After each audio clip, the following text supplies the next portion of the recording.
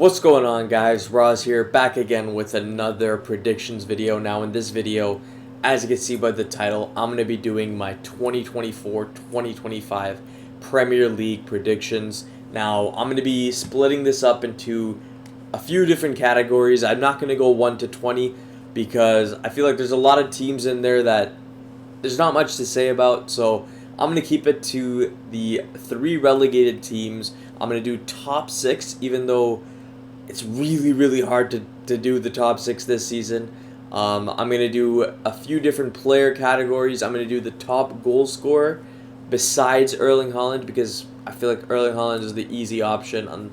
Barring any injuries, it's going to be him. So I'm going to do a top goal scorer, top assister, most clean sheets, the player of the year, the young player of the year, a breakout player this season, and a most disappointing player. So yeah, without further ado, let's get right into it. I'm going to go start off with the Relegated 3.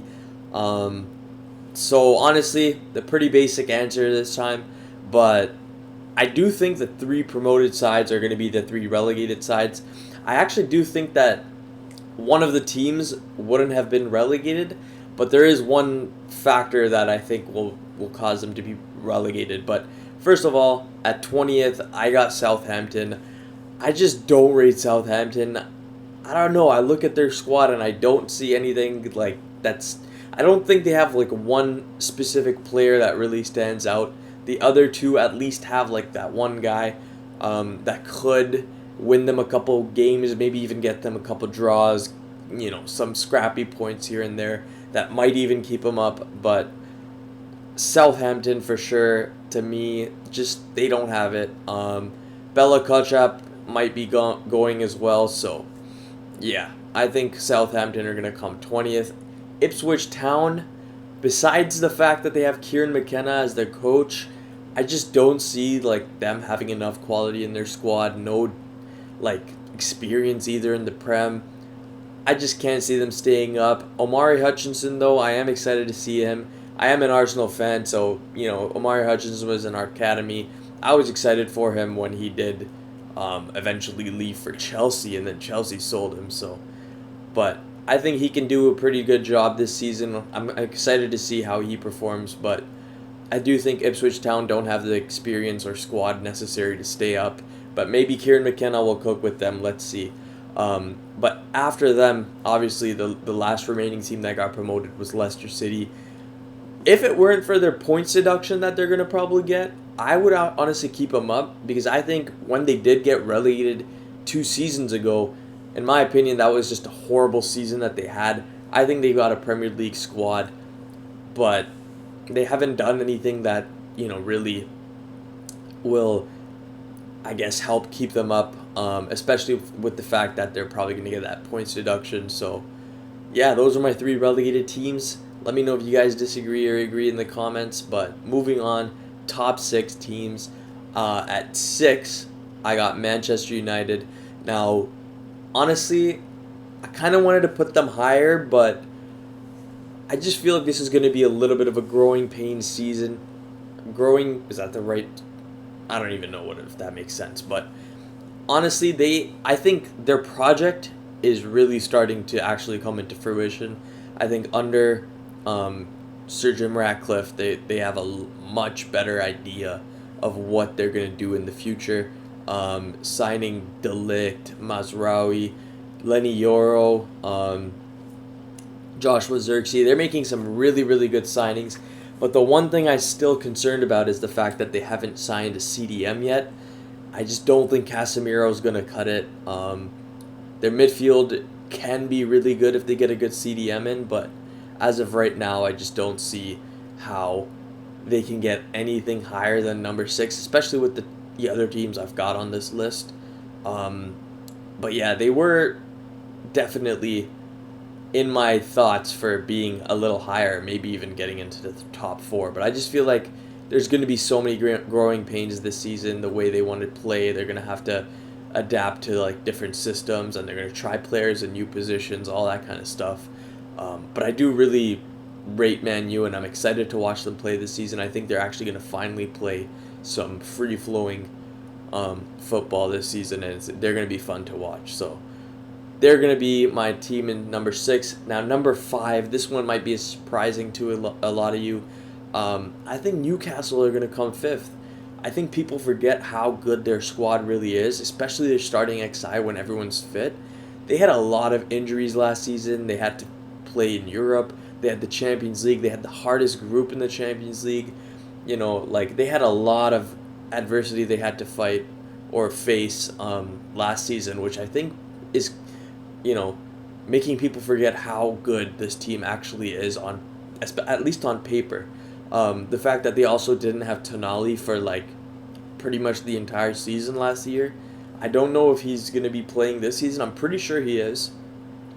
So you have Tonali, Bruno G in that midfield. I think it's such a underrated midfield. You got Lewis Miley as well on the come up. They did sell Elliot Anderson, so that's a little interesting, but they have some amazing players. Anthony Gordon, Alexander Isak, Sven Botman. I think people are forgetting how great he actually is. Kieran Trippier, you can never sleep on him. I think Livramento and Lewis Hall are 2 amazing young fullbacks, so they don't even have to play in Europe this season, I think. Maybe the Conference League, I'm not sure. But either way, I think they're going to have a bounce-back season. Eddie Howe is still the manager.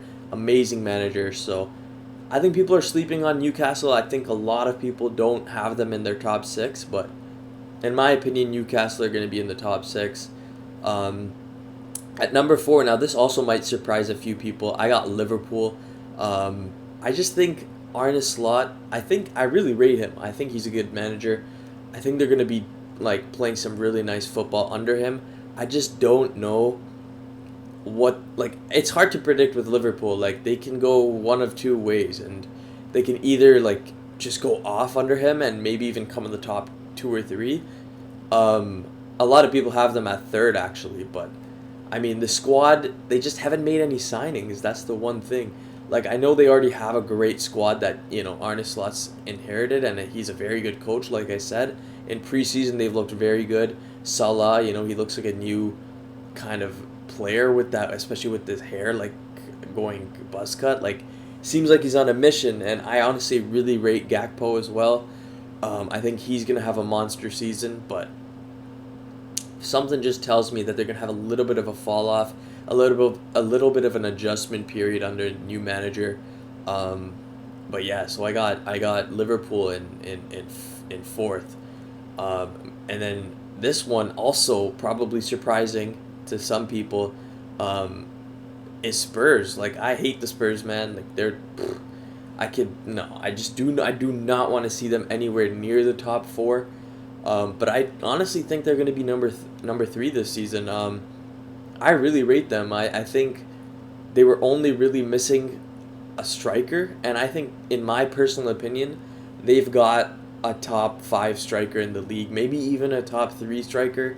I mean, he had like 22 goals last season, I believe, on a Bournemouth team. Like, obviously Bournemouth played really well last season, but to do it on Bournemouth, to have 20 plus goals, and just the way he plays, I think Dominic Solanke is finally that starting striker that, they needed, because they were relying too much on Son to be that center forward, and I just don't think that's what he's best at. I think he's best at coming off the wing, the left wing, and cutting in, getting those shots in, those crosses in, linking up with the center forward like he used to with Harry Kane.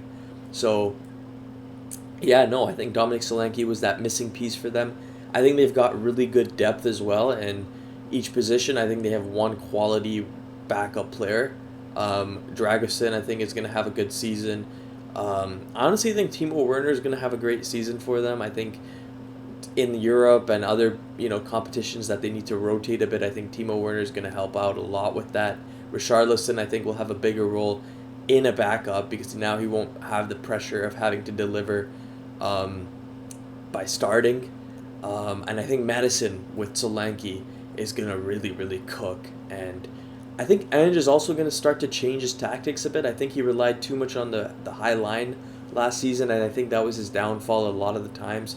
They went on some really, really terrible runs, but they also had some really, really good runs. So I think they're going to have a more balanced and solid season this year, and I think their back 4 is although they leaked a lot of goals, I think the actual players they have there are very, very good. And they brought in some, nice young talent, Luke Spurgvall and Archie Gray. So I'm excited to see them play. Obviously, I hope they don't do this. I hope they don't come third because I hate the Spurs. But I just, for some reason, I have them, coming to in the top three, mainly because of Solanke. I really rate Solanke. I was sad when they bought him, but I think that's a really, really good signing, and I can see them cooking this season, honestly. And yeah, going into my top two, obviously the two teams, Arsenal and Man City. Um, I'm wearing my Arsenal shirt. I have to put them number one. I got Arsenal winning the league this season. I know, like, 2 seasons in a row now, they've come second to City, and if there's one team that can win 5 in a row and one manager that can do it, it's Pep Guardiola. So you can never ever sleep on him.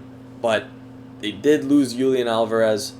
Um, I don't know. They haven't replaced him. They haven't really made any signings. I know Arsenal haven't made many signings either. But Calafiori, I think, is going to be an amazing addition to this team. I think he's going to add so much more tactical flexibility to Arsenal and just so much depth in that defense. And honestly, I believe that the defense of Arsenal is going to be the reason that we win the league. I think it was Jose Mourinho that said that quote that defense wins you leagues or defense wins you titles. And I think that's what's going to happen this season. Like I said, Man City haven't replaced Julian Alvarez, so I don't know what's going to happen there. And although Arsenal only have signed Calafiori, we also have Timber, who basically played 0 games last season, at least in the Premier League. So he's going to feel like a new signing, and I honestly think Timber is going to be so, so good this season. I just think there's so much versatility in that Arsenal squad that nobody knows what Arteta's cooking right now. I think he has so many ideas that he hasn't really even tried to implement yet. In preseason, he has gone with Kai Havertz in that left 8 a few times, and he's actually looked very good in that. I think he's looked much, much better in that left 8 than he did last season. And also, he got the ability to play up top and in that number 9 position when he did play last season in the run, and he absolutely cooked.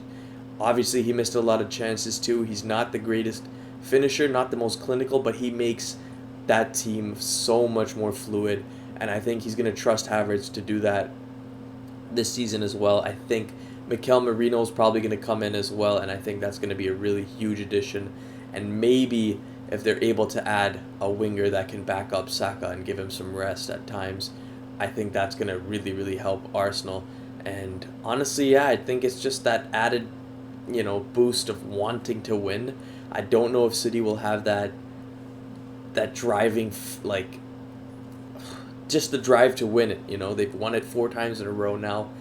Arsenal are going to be more hungry than City. I think that's going to be the case. And I think Arsenal's defense is just going to be too good this season. And I think we're going to win the league. This is also a very biased take. Obviously, I'm wearing the Arsenal shirt, so hopefully this happens. But there's my top 6. Some surprising misses, like Chelsea didn't make the top 6 for me. I think Cole Palmer will cook, but it's tough to have them in considering how many players they have. It's just hard to see them, get the fluidity that they're going to need in order to finish in the top 6. Villa as well. That was really hard for me not to put them in the top 6, but they have Europe, they have the Champions League, and I think they've made too many changes, honestly. I think that's the main reason I don't have them in my top 6. But yeah, like I said, super hard this season to predict the top 6. But yeah, let me know what your top 6 is in the comments. Super interested to see what you guys think. But anyways, moving on to my next category, and that is my most surprising team, or my most overperforming team, you could say. And I believe that's going to be West Ham. Like I said, it's super hard to predict the top 6 this season. But if there was a team that I think that could make an outside shot at making the top 6, I think it's West Ham. I think they're honestly, besides Manchester United, the winners of the transfer window so far. They've made some incredible signings. Their defense looks insane right now. Their center back depth is just insane. They signed Kilman, which obviously is a little bit of a question mark. I really rate Kilman, but for the price tag that they signed him for, it is going to be a little bit interesting to see how he performs, but I think he's going to be a great signing. Todibo, that's the one I'm looking at, and I love that signing for them. I think they've got some crazy depth at center back. Like I said, Naya Figueroa, Max Kilman. They've got, I don't know if Kurt Zuma's going to stay, but they've got him for now. Mavropanos, and obviously Todibo that I just mentioned. I'm a little concerned about their fullbacks. I don't know if Emerson can continue the form he had last season, and Sufa is getting a little bit older. He is a very reliable right back, though, so we'll see how that goes. But I think they've got some insane talent, though. Kudos as well. Another season in the Prem, I think he's going to cook. And then they also signed Nicholas Füllkrug. So Füllkrug is a very good player. I really like him, especially the way they play. I think he's the perfect striker for them. Bowen is still there, of course. Cornet is there as a kind of a depth option. Like, they have some good players, man. Antonio as a backup striker. They've got Ward Prowse on set pieces. That's going to be huge for Füllkrug. So I think West Ham are going to be my most surprising team. I think they're going to play really well. Like I said, they could be a potential team that makes that top six. I don't know. If there's a team that I predicted in the top six that have a fall off, West Ham can definitely be one of the teams that takes that top six spot. And moving on to my most disappointing team, and I think it's going to be Brentford. So I had my relegated 3. Brentford is a possibility for me to make this interesting. I think this might be the year that they finally have a fall off. And as good as a coach as Thomas Frank is, in my opinion, and as good as a squad they actually do have, because they had a lot of injuries that last season that they had to face, and they still finished mid-table. So I do think, though, there's just something about them this season that just makes me feel weird. Like, I just feel like they're going to have a disappointing season. I don't know why. I really don't have a valid reason. Like, the other stuff that I've mentioned so far, I feel like I've given myself some arguments to base off, to base my, takes off. But with Brentford, it's just a gut instinct, gut feeling. I think they're going to just be disappointing, honestly. I think they might be in that relegation battle, and they might even get relegated. So let me know what you guys think, though, about your most overperforming team and your most disappointing team. For me, it's West Ham and Brentford, respectively. But yeah, moving on to some player awards or player predictions. For top goal scorer, like I said, other than Erling Haaland, because that's just a cop-out answer, I actually believe that it's going to be Dominic Solanke. I obviously predicted Spurs to come third in the league this year, so it only makes sense that I think their record signing, maybe ever, Dominic Solanke, is the reason that they do this. I think he might have in the mid-20s in the Prem. I think he's going to have a great season, man. And I think he's going to pitch in with a lot of assists as well. I think he's going to have a similar season to what Ollie Watkins had this previous season. But I think he's going to have more goals. He might even hit 20 goals, 10 assists. Actually, I don't know about the assist part. But I do think he's going to be in the low to mid-20s in terms of goals. So I do believe he's going to be second to Haaland in goal scoring. And if Haaland gets injured and he's on the sidelines a bit, Solanke might even win the Golden Boot this year. That's my prediction. Let me know who you guys think will win the Golden Boot, other than Erling Haaland. Moving on to the top assister. This one was really tough, honestly. I don't know. I went with Martin Odegaard. I think there's a lot of players that this could go to. I know Bukayo Saka had quite a few assists. I think he was in the double digits last season. I can see him doing really well in the terms of assists this season as well. You obviously got Kevin De Bruyne feeding Haaland. That's a cheat code. So he can easily be the guy that does it. But there's something about Odegaard this season that I'm looking at, and I just feel like he's going to go absolutely nuts. I think he's going to have a really, really good season. I don't know. Odegaard even has the goatee going. a little bit of a different style. He just looks a little more mature. It looks more. Looks like he put on a little bit of weight as well. Um, Even in preseason, he's looked absolutely unreal. And it's just Odegaard, man. He's one of the most silky players in the world. The way he plays, his vision, he's just going to be so good this season. And because I have Arsenal winning the league as well, I obviously have them scoring more goals. And I think Odegaard is going to be a huge reason for the fact that we score more goals. Um, Especially with his link up with Kai Havertz, I think he's got a really good understanding with him and Saka. That little triangles that they're going to form, I think is going to be huge. So I got Odegaard winning or coming like top assister. And then for the most clean sheets, because I initially also predicted Arsenal to win the league and I said it's going to be their defense that wins the league for them, I think David Raya is going to get the most clean sheets. I don't necessarily think it's because Raya is going to be the best goalkeeper. I don't think he will be. But I do think he's going to get the most clean sheets because he's going to be the goalie that plays for the team that gets the most clean sheets and has the best defense. So, yeah, pretty easy option. Pretty easy pick for me, honestly. That one didn't take much thought, really. And then Breakout Player. This is one that I thought a lot about, but because I have to kind of want to stay consistent with my predictions, and also because there weren't I really didn't know who to pick for this, but I went with Mohamed Kudus for West Ham. I think Mohamed Kudus is going to get a move to a really big club next summer. I think he's going to have an insane season this year. I can see him doing honestly 15 goals, 10 assists in the league. He might even do something crazy 15 and 15, honestly. I think he's that good of a player. I think he's so smart. He's so gifted. He's amazing defensively as well. I think he's just such a good player. I was really, really hoping that Arsenal would sign him last summer when we were linked with him, but he ended up going to West Ham, and I think West Ham got an absolute gem in this player. I think he's going to benefit so much from having a guy like Fulkrug playing striker for them. I think he's going to be whipping in crosses. He's going to be cutting in. He's just going to be such a threat. And I'm excited to see Kudus play this season.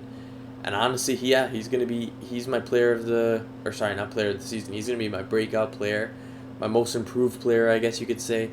Let me know who you guys think will be the breakout player in your opinion in the comments. But for me, it's Kudus. And now moving on to some of the major accolades, I guess, for players in the season, and that is the player of the year. Now, again, have to stay consistent with my predictions because I think Arsenal are going to win the league this year. It's got to be an Arsenal player, but it's not going to be Bukayo Saka as people probably thought it would be, nor will it be Martin Odegaard as people thought it would be. I actually think that William Saliba is going to be the player of the season, the player of the year, the Premier League, the PFA POTY. I think is going to be William Saliba. The only defender that's done it recently, I think, was Virgil van Dijk when they won the league. And I think Saliba is going to be the next one to do it. Obviously, I think Saliba is the most similar in terms of profiles to Virgil van Dijk. And I think he's a major reason that Arsenal's defense is so solid. Obviously, Gabriel has been playing amazingly, but I think it's because of having that calm, steady presence of Saliba beside him. Saliba is just such an amazingly gifted footballer. His IQ is off the charts. He knows exactly when and where to be. His leadership is insane without even saying much, just the way he plays. He leads by example. I just think he's so good. He's so good. I'm in love with him, honestly. So I cannot wait to see how he performs this season. Player of the match against Liverpool at Anfield. Player of the match against Man City at Etihad. Player of the match against Manchester United at Old Trafford last season. These are just some of the examples of the games he's had just last season. So I don't know why he wouldn't be able to add to that and give even more man of the match performances at these big away grounds and at the Emirates. So yeah, I think he's going to be really, really big in these big games and the big games next season or this season that's coming up. He's one of the only center backs that have really made Erling Haaland look like an average player. Um, I think he's made him, or like kept Haaland to like 0.00 xg in the last 2 games they've played. So yeah, William Saliba for me is going to be the player of the year.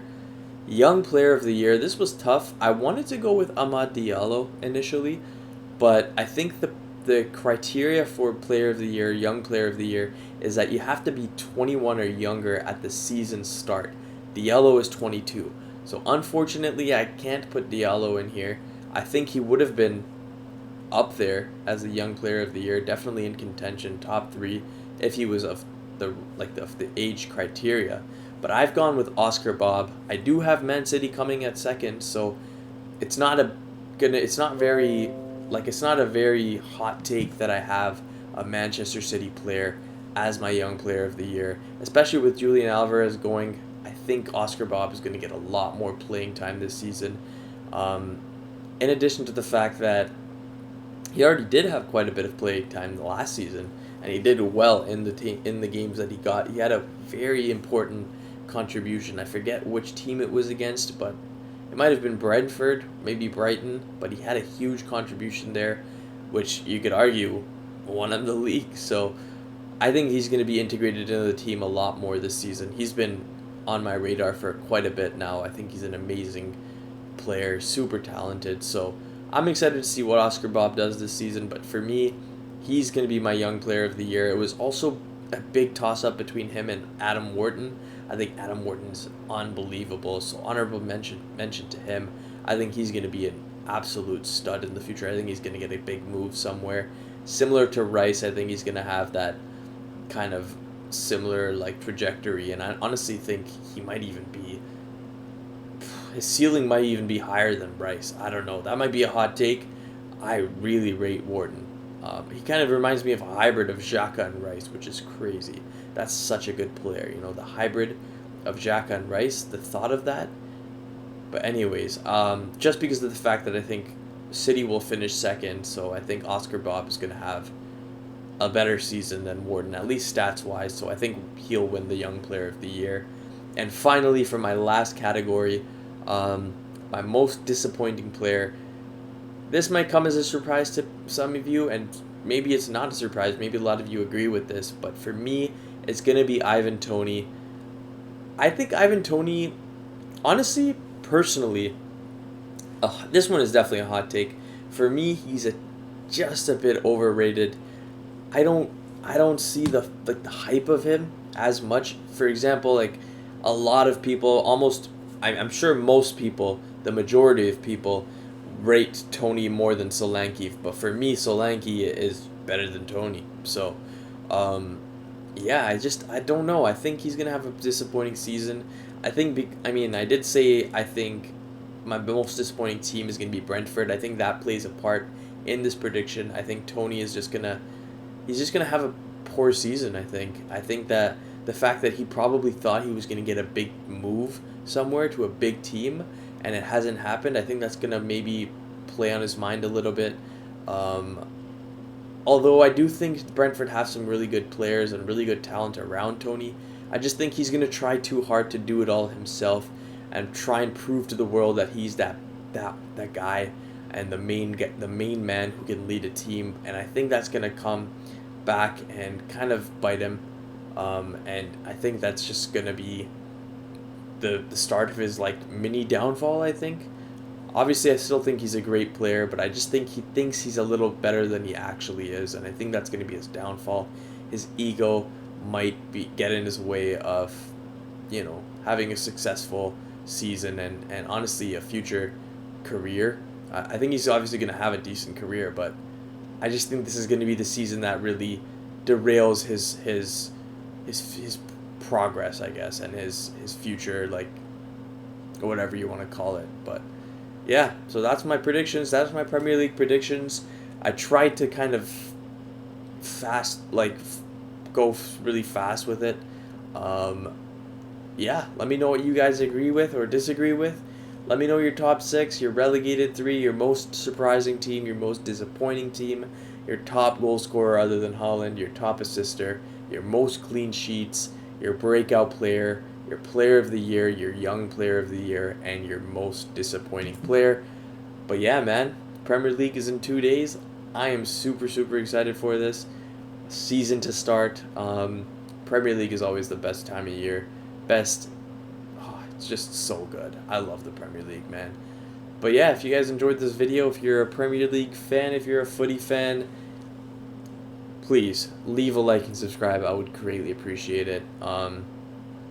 Yeah, that's pretty much it. Follow me on the TikTok. Subscribe again, like I said.